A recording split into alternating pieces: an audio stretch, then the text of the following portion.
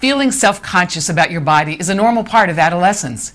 But for a physical condition that severely impairs self-esteem, plastic surgery can be an option. Where do parents draw the line? When a young girl just wants bigger breasts versus a teen who wants a smaller nose? Here to give us more insight on this issue is Dr. Frederick Lukash, an adolescent plastic surgeon. Welcome, Dr. Lukash. Thank you. Thank you for having me. This is an interesting topic. First, I'd like to hear a little bit more about pediatric, or in your case, adolescent plastic surgery. What does that entail? What types of patients do you see? Well, it's an entire spectrum ranging from when they're born with birth defects right through youth, where it may be ears that need to be pinned back, or it may be in early teens and mid-teens with noses, or it may be breast reductions or asymmetrical breasts. I consider the adolescent period to be right up until age 22, when they're no longer in the nest, so to speak. Right, and there's been discussion or some controversy about this whole idea of going through that adolescent period. It's a normal time where people have low self-esteem. You know, I've heard controversy. Does plastic surgery make sense? Does it not? But my understanding is you feel very strongly about this. Well, I feel very strongly that we as physicians who deal with quality of life issues are trying to solve certain problems, and that there may be certain circumstances with certain individuals under certain set of conditions where resolving a physical issue may indeed take care of a certain emotional angst. Certainly not advocating it as a panacea for all the adolescent whims of growing older. Right. Are there studies? I mean, do you follow patients along to sort of learn and see, let's say they have a self-esteem problem at adolescence, have surgery for a severe physical problem, and then long-term, down the line, are there studies to say what are the outcomes, how they do? Do they fare better?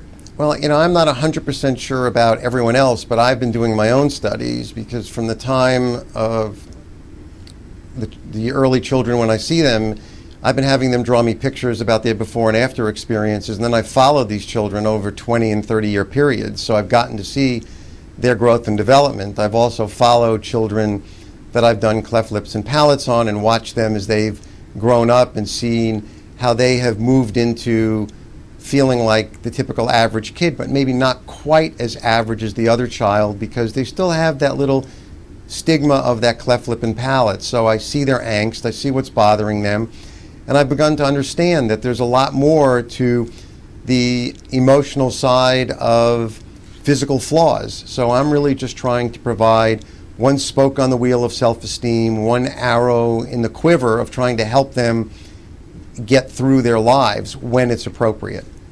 I've looked at your photos, and I'd like to show the audience as well. They are, they seem very dramatic. Could you tell us a story about each of the photos that you've included? They're quite extraordinary. Absolutely. This, on the left, you're looking at a child who is dark, amorphous in the background, which depicts extreme low self-esteem, a very low view of themselves, and there's the surgeon in the front, in color, representing all sorts of hope and emotional solution to this individual.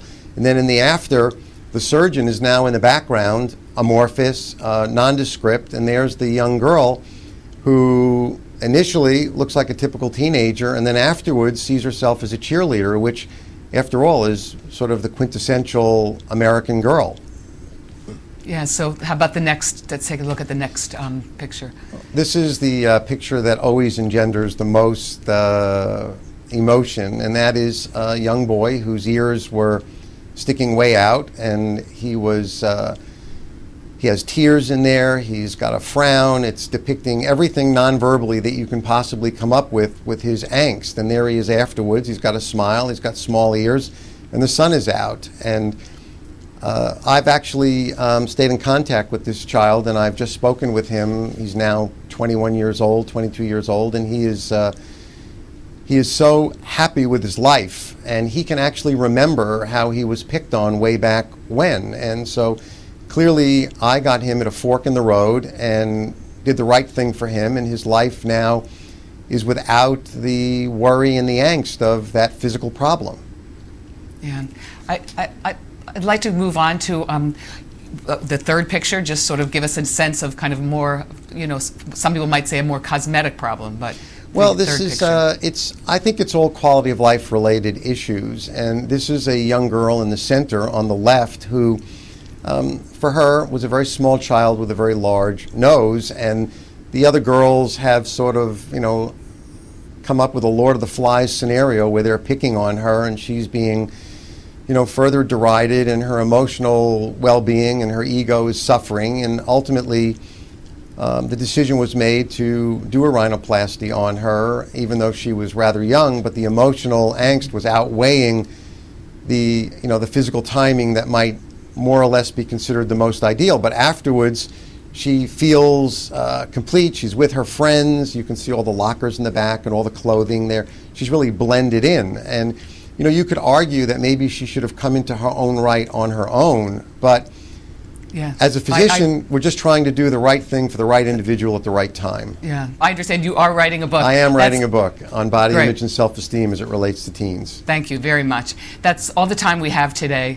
But again, thank you, Dr. Lakash. Thank you I really very much. appreciate it. Thank you. But to find out